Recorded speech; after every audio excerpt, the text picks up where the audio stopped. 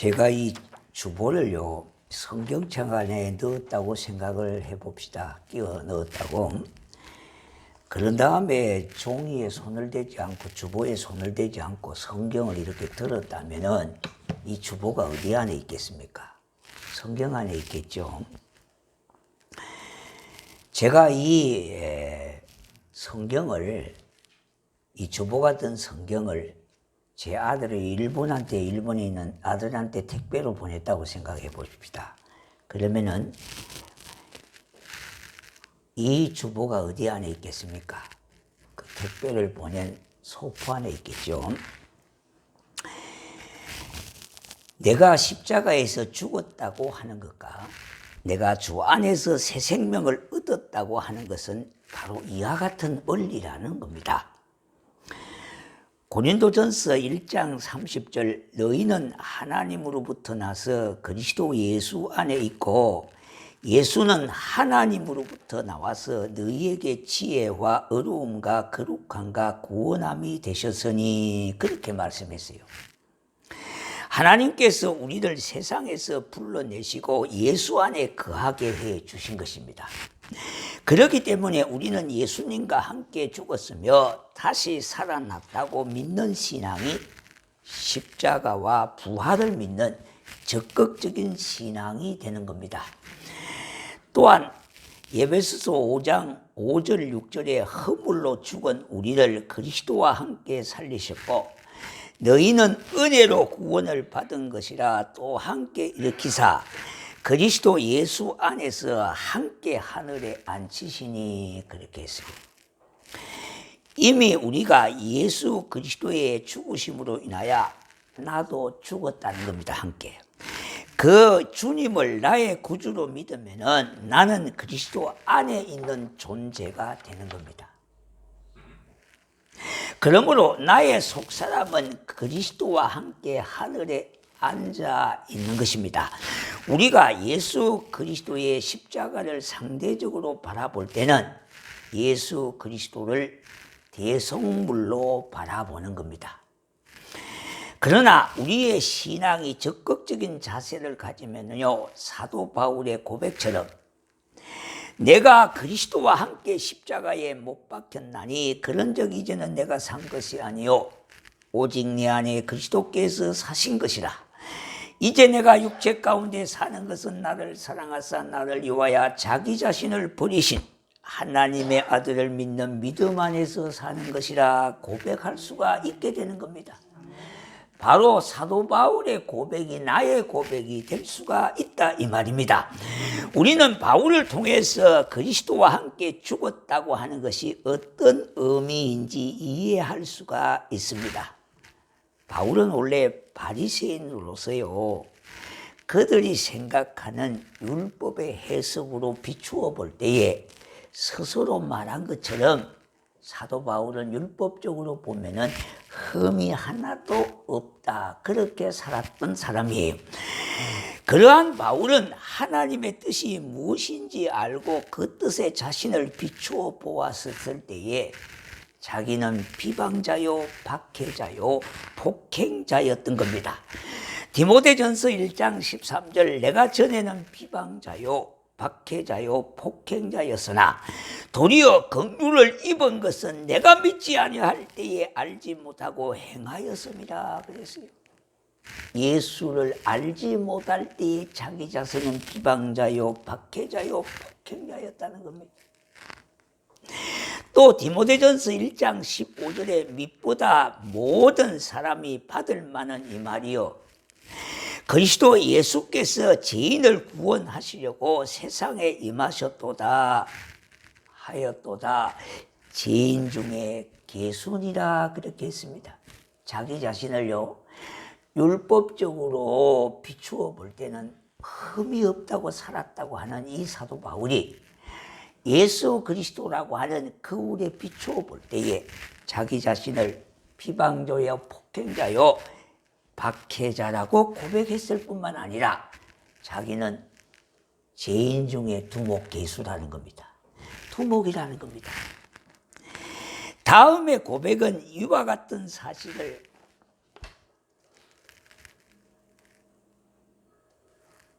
이게 참 설교에 엄청 지장이 됩니다, 이거.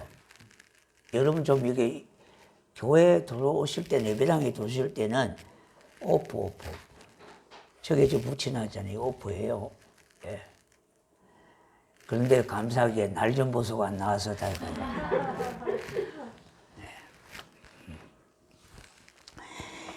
에베소서 2장 3절에 보면은 전에는 우리도 다 그 가운데서 우리 육체의 욕심을 따라 지내며 육체와 마음에 은하는 것을 하여 다른 이들과 같이 본질상 진노의 자녀이었더니 그랬습니다.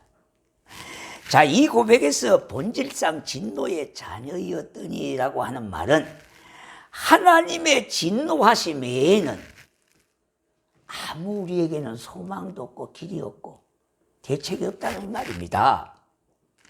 그러니까 어떠한 구원의 길도 없는 상태를 말씀하고 있는 거예요.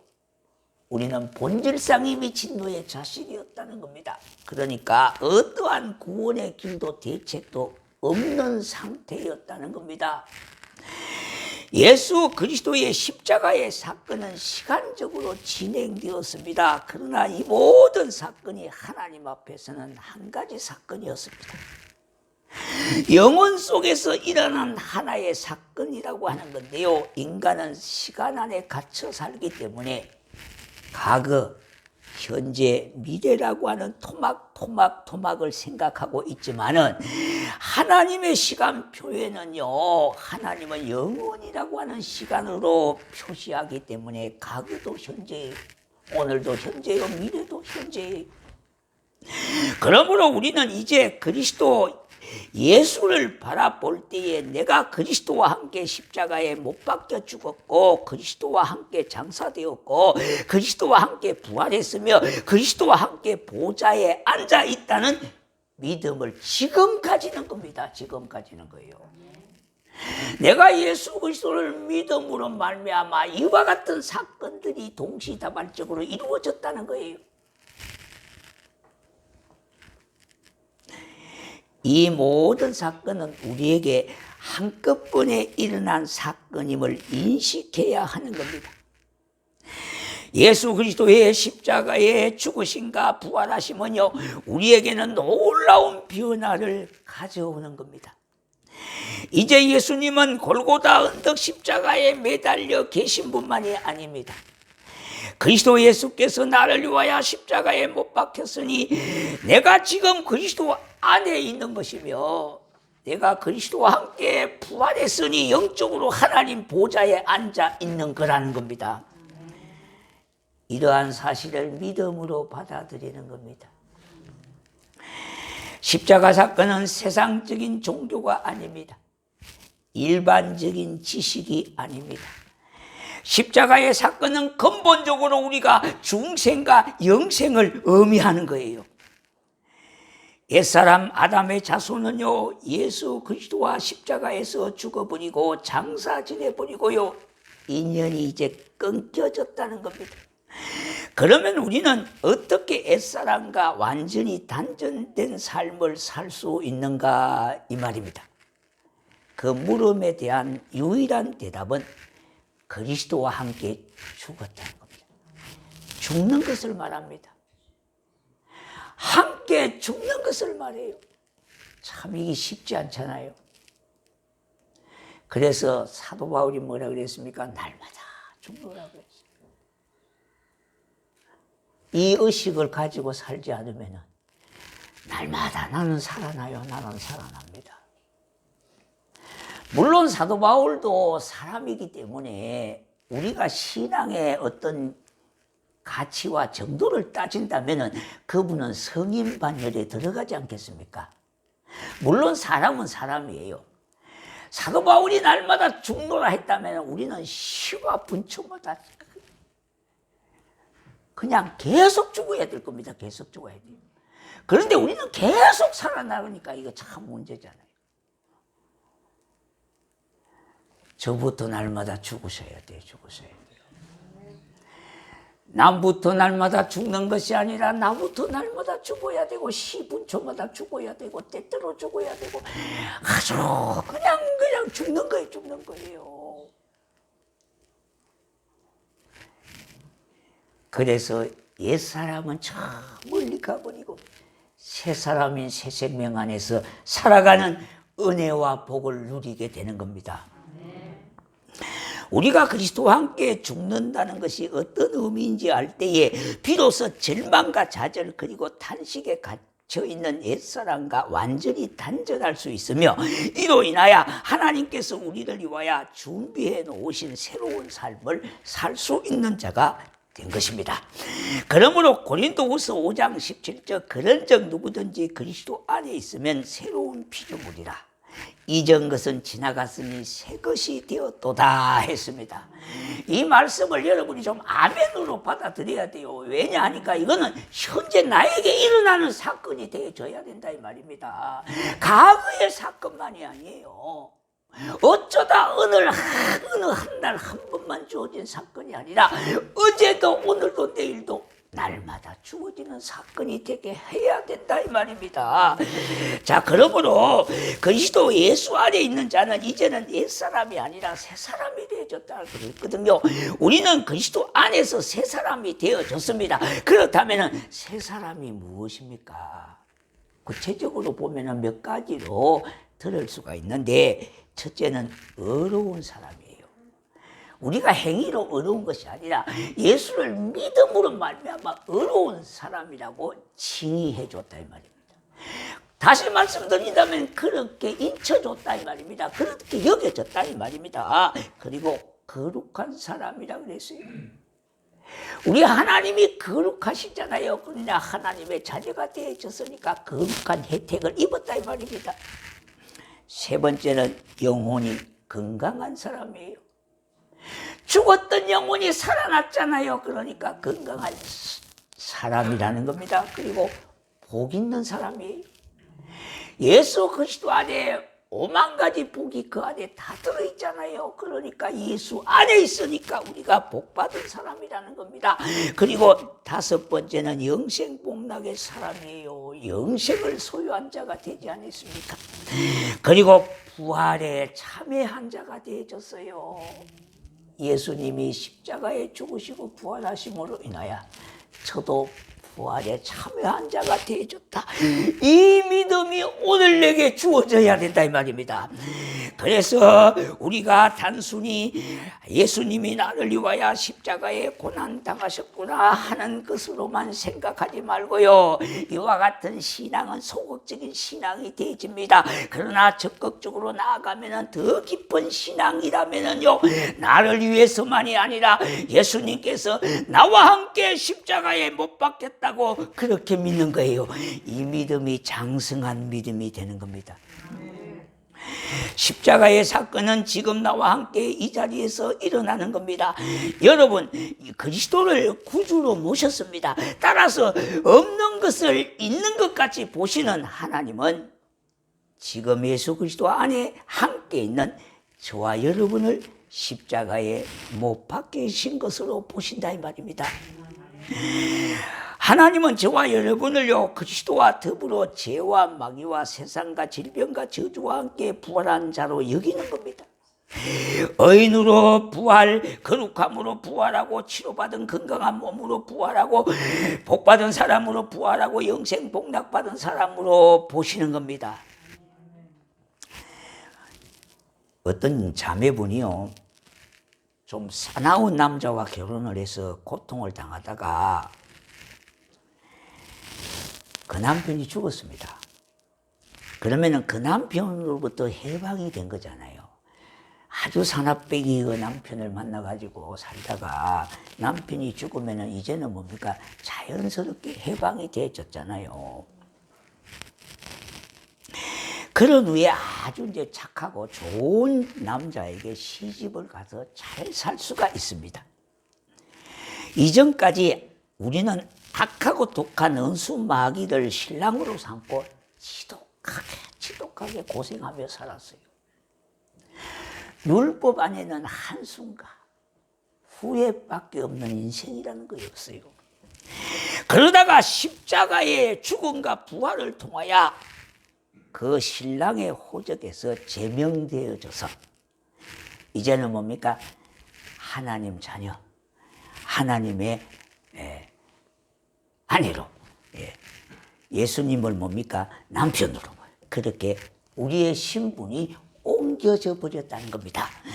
이제 옛날 신랑과의 결혼이 끝나고요, 부활하신 새 신랑 예수 그리스도에게 저와 여러분이 시집간 거예요. 이야기를 하나 예를 들어서 우리가 이 이야기를 좀 해보고자 합니다. 어느 자매분이 있었습니다. 남편하고 참 다정하게 그렇게 살았습니다. 그런데 어쩌다가 남편에게 불의의 사고로 남편이 죽게 됐습니다. 장사를 지내고 난 후에 이 자매분은 아주 마음이 맞는 남자를 만나서 곧 결혼을 하게 됐습니다. 그러더니 명절에 죽은 남편의 무덤에도 가지 않습니다. 그래서 목사님이요, 농담 반 진담 반 물었다고 합니다. 아니, 과거에 남편하고 다정하게 살다가 세상을 떠났는데 그래도 명절에는 무덤이라도 좀 찾아가고 그러지요. 그렇게 했다는 거예요. 그랬더니 이 자매분이 대뜸 목사님을 거의 반눈이다시피 쳐다보면서 무슨 말씀을, 그런 말씀을 하시세요, 목사님? 과거는 과거로 지나갔고 지금은 과거가 아니라 현재로 사는데 뭐 하려고 과거에 자꾸 매여서 따라다니고 살아야 되겠습니까? 이렇게 대답하더라는 겁니다. 당연히 맞는 말이죠. 성경은 그렇게 말하고 있습니다. 여자가 남편하고 살 동안에는 율법으로 묶여 있지만은 그 남편이 죽으면은요, 그 율법에서 해방되는 거예요. 이런 경우에 성경은 말하기를 다른 남자에게, 남편에게 시집을 가더라도 음녀라 말하지 않는다고 성경은 말하고 있습니다. 이 애화 속에서요, 율법과 은혜, 그리고 정죄와 사랑이 두 대조적으로 이렇게 비유할 수 있는 것을 볼 수 있지 않습니까? 율법이 그 자체는 아무리 좋은 것이라 하더라도 그 율법 앞에서 살아남을 사람은요, 사도 바울을 포함해서 우리 모두가 하나도 없다는 거예요. 왜냐하니까 모두가 하나님의 진노 아래 있었기 때문에 본질상 진노의 자녀는 사형수밖에 되지, 사형감밖에 되지 않는 거예요. 바리새인들은 그 율법으로 예수님도 죽인 사람들입니다. 우리 모두는 율법의 의로는요, 어렵다 할 육체가 없습니다. 그것은 꼭 죽을 병을 진단은 하면서도 치료를 할 줄 모르는 의사와 같이 율법은 인간을 죽이기 위하여 있는 것이나 같다 이 말입니다. 우리는 이미 예수 그리스도의 십자가를 통해 마귀와 인연이 끊어졌습니다. 그리스도와 함께 죽었기 때문에 마귀의 호적에서 아예 제명되어 하나님의 자녀로 옮긴 바 되어졌습니다. 그리고 우리는 그리스도와 함께 부활하여 우리의 새 신랑 예수님과 결혼을 하였던 겁니다. 그래서 찬송가의 신랑 되신 예수께서 다시 오실 때에 밝은 등불 들고 나갈 준비됐느냐, 그렇게 말하고 있지 않아요. 우리의 신랑은 예수 그리스도 그분이십니다. 우리가 그리스도 안에 있으면 새로운 피조물이 되어졌다고 바울이 선언한 것처럼 나는 그리스도 안에서 새로운 사람이 되어졌다고 하는 이 믿는 이 믿음, 그리고 뿐만 아니라 새로운 사람으로 살아가는 성도가 되기를 주의 이름으로 축원합니다. 네, 우리